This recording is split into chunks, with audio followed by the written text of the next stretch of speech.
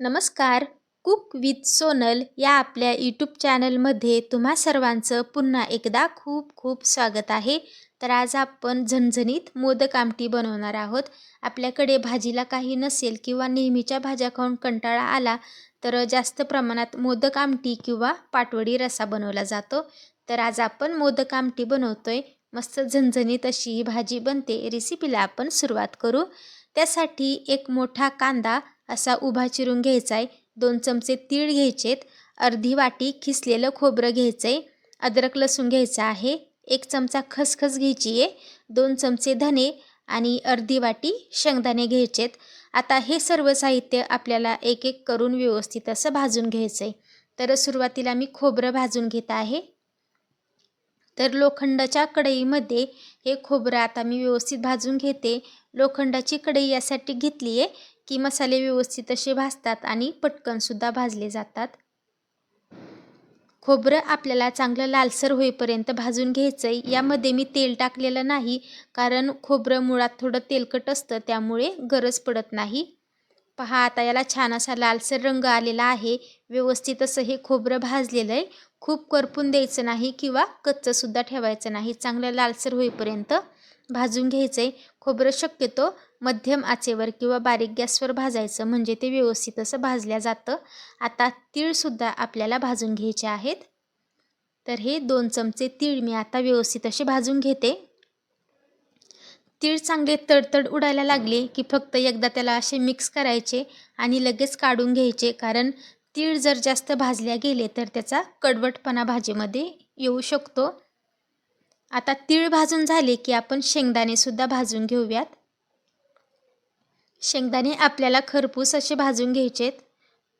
थोडंसं त्याचं टरफल जे असतं ते वेगळं होईपर्यंत आणि त्याला काळे ठिपके पडेपर्यंत चांगले असं भाजून घ्यायचं आहे. आता शेंगदाणे आपल्याला वेगळ्या वाटीमध्ये काढून घ्यायचेत. धने आपण भाजून घेऊयात. तर हे 2 चमचे धने मी आता भाजून घेते. धने भाजून झाले की लगेच याच्यामध्ये आपल्याला खसखस टाकायची आहे. अगोदर धने चांगले लालसर होईपर्यंत भाजून घ्यायचे आणि नंतर यामध्ये खसखस टाकायची, कारण खसखस खूप पटकन करपते. आता धने भाजले की मी खसखस टाकून घेतली. फक्त एकदा याला असं मिक्स करून घेते आणि धने व्यवस्थित भाजलेत. आता आपण एका वाटीमध्ये याला काढून घेऊयात. तर आपण जे साहित्य भाजले त्यातील फक्त खोबरं आणि तीळ आपण एकत्र केलेले आहेत. बाकीचं सर्व जे साहित्य आहे ते आपल्याला वेगवेगळं भाजायचं आहे आणि ते वेगवेगळंच ठेवायचं आहे. आता कांदा व्यवस्थित असा भाजून घ्यायचा आहे. अर्धा चमचा तेल याच्यामध्ये मी टाकलेलं आहे, जेणेकरून कांदा पटकन भाजेल. मोठ्या गॅसवरती हा कांदा व्यवस्थित असा भाजून घ्यायचा आहे. पहा, आता हा छान लालसर झाला आहे. कुठे कुठे याला काळे ठिपकेसुद्धा दिसत आहेत. तर असा कांदा भाजून घ्यायचा आहे. खोबरं तीळ व्यवस्थित असे मिक्स करून घ्यायचेत. आता आपण मोदकमध्ये भरण्यासाठी सारण बनवूयात. तर यातील थोडंसं खोबरं तीळ एका मिक्सरच्या भांड्यामध्ये टाकून घेते. तर साधारण 3 चमचे खोबरं आणि तीळ मिक्सरच्या भांड्यामध्ये मी टाकलंय. यामध्ये शेंगदाणे टाकायचेत. 4-5 लसूण पाकळ्या आपण यामध्ये टाकूयात. पाव चमचा मीठ टाकायचे. पाव चमचा लाल तिखट. आता हे सर्व आपल्याला पाणी न टाकता दळून घ्यायचं आहे. हे आपलं मोदकसाठीचं सारण बनवून तयार झालंय. आता आपण वाटण बनवून घेऊयात. वाटण बनवण्यासाठी त्याच मिक्सरच्या भांड्यामध्ये खसखस धने आपण टाकून घेऊ. उरलेलं सर्व तीळ आणि खोबरं आपल्याला या भांड्यामध्ये टाकून घ्यायचं आहे. सुरुवातीला आपल्याला काय करायचं आहे, खोबरं तीळ एकदा मिक्सरमध्ये थोडं फिरवून घ्यायचं आहे. नंतर याच्यामध्ये अद्रक लसूण भाजून घेतलेला कांदा टाकायचा आहे. वापस हे आपल्याला चांगलं दळून घ्यायचं आहे. याच्यामध्ये लागेल तसं पाणी टाकायचं. चांगलं बारीक असं याचं वाटण आपल्याला बनवून घ्यायचं आहे या पद्धतीने. आता वाटण बनवून झाले. कढईमध्ये 2 पळ्या तेल आपल्याला गरम करण्यासाठी ठेवायचं आहे. तेल गरम झाल्यानंतर अर्धा चमचा जिरे टाकायचं. जिरे छान फुलू द्यायचं. तयार केलेलं वाटण यामध्ये टाकून घ्यायचं. मध्यम आचेवर हे वाटण व्यवस्थित असं आपल्याला परतून घ्यायचं आहे. तर सतत असं मिक्स करत राहायचं, म्हणजे वाटण कढईला लागणार नाही. आता यातील पाणी कमी होईपर्यंत आणि थोडासा याचा रंग बदलेपर्यंत आपल्याला हे असंच मिक्स करत राहायचं आहे. तर आता बऱ्यापैकी यातील पाणीसुद्धा कमी झालेलं आहे. वाटणाला थोडंसं तेल सुटू लागलेलं आहे. याच्यामध्ये आता आपण मसाले टाकून घेऊ. पाव चमचा हळद टाकायची आहे. आता मी इथे ठेवणीतला मसाला वापरणार आहे. 2 चमचे ठेवणीतला मसाला मी यामध्ये टाकते. तुम्ही चवीनुसार टाकू शकता. आणि जर तुमच्याकडे ठेवणीतला मसाला नसेल तर 1 चमचा लाल तिखट, 1 चमचा गरम मसाला पावडर यामध्ये तुम्ही टाकू शकता. मी 2 चमचे ठेवणीतला मसाला टाकलाय, अर्धा चमचा गरम मसाला पावडर टाकलेली आहे. मसाले टाकले की गॅस बारीक करून घ्यायचा. बारीक गॅसवरती थोडा वेळ हे मसाले असेच मिक्स करून घ्यायचे. छान त्याला तेल सुटेपर्यंत, त्याचा रंग बदलेपर्यंत. वाटण मसाले व्यवस्थित असे परतवल्या गेले म्हणजे भाजीला कलरसुद्धा छान येतो आणि भाजी खायलासुद्धा छान लागते.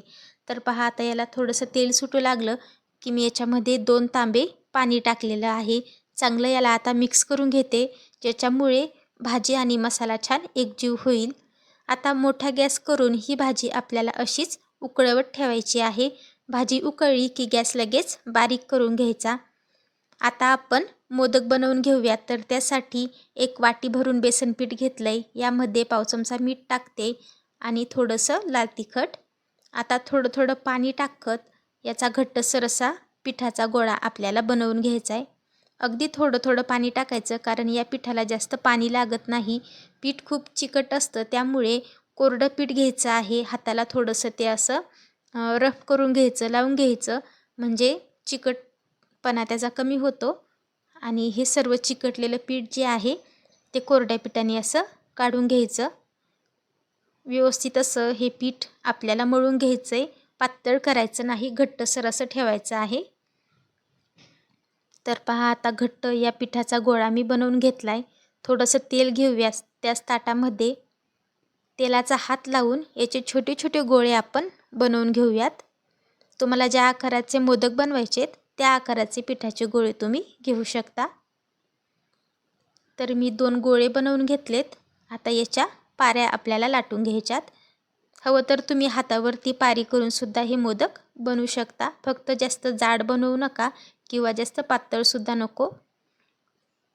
तर मध्यम आकाराची एक छोटी पुरी आपण याची बनवूयात. या पद्धतीने खूप जाड ठेवायची नाही किंवा खूप पातळ नाही. जाड जर ठेवली तर ती लवकर शिजणार नाही आणि पातळ केली तर ती फुटू शकते. पारी लाटून झाली आहे. आता आपण जे सारण बनवून घेतलं आहे त्यामध्ये आपल्याला 1 ते 1.5 चमचा पाणी टाकायचं आहे. हे सारण व्यवस्थित असं ओलसर करून घ्यायचं आहे. यामुळे ते मोदकमध्ये व्यवस्थित असं भरल्या जातं. तर पहा, खूप जास्त नाही, थोडंसं मी याला ओलसर असं करून घेतलं आहे. अर्धा चमचा सारण आपण या पारीमध्ये भरून घेऊयात. बाजूने याला कळ्या पाडू आणि हा मोदक बंद करून घेऊ. तर मस्त असा हा आपला मोदक बनवून तयार झालेला आहे. सर्व मोदक आपल्याला याच पद्धतीने बनवून घ्यायचे आहेत. तर अगोदर मी पिठाचे गोळे बनवून घेतले, नंतर त्याच्या पाऱ्या करून घेतल्या आणि मोदक बनवून घेतलेले आहेत. सर्व मोदक तयार झालेत. आता रसासुद्धा छान असा उकळलेला आहे. अर्धवट झाकण ठेवून बारीक गॅसवरती हा रसा मी असाच उकळवत ठेवलेला होता. झाकण पूर्ण ठेवायचं नाही, कारण पातळ भाज्यांवरती पूर्ण झाकण ठेवलं तर त्याची तरी जाते. अर्धवट असं झाकण आपल्याला ठेवायचं आहे. पाहू शकाल मस्त दाटसर असा हा रसा होतो. थंड झाल्यानंतर अजून तो दाटसर दिसतो. आता आपण सर्व मोदक यामध्ये टाकून घेऊयात. सर्व बाजूंनी हे मोदक आता मी भाजीमध्ये टाकून घेते. एकाच जागेवरती टाकायचे नाही. सर्व मोदक टाकून झाले की भाजी व्यवस्थित अशी मिक्स करून घ्यायची. बारीक गॅसवरतीच 7 ते 8 मिनटे किंवा 10 मिनटे ही भाजी व्यवस्थित अशी शिजत ठेवायची आहे. तर पहा, आता आपण याच्यामध्ये मोदक टाकलेत तर एकसुद्धा मोदक असा वरती दिसत नाही. सर्व तळाशी जाऊन बसलेले आहेत. मोदक शिजल्यानंतर ते वरती दिसतात. अर्धवट झाकण ठेवून आता ही भाजी मी 10 मिनटे व्यवस्थित अशी शिजवून घेते. तर भाजी शिजल्यानंतर तुम्ही पाहू शकाल याच्यावरती मोदक असे तरंगत आहेत, म्हणजे मोदक व्यवस्थित असे शिजल्या गेलेले आहेत.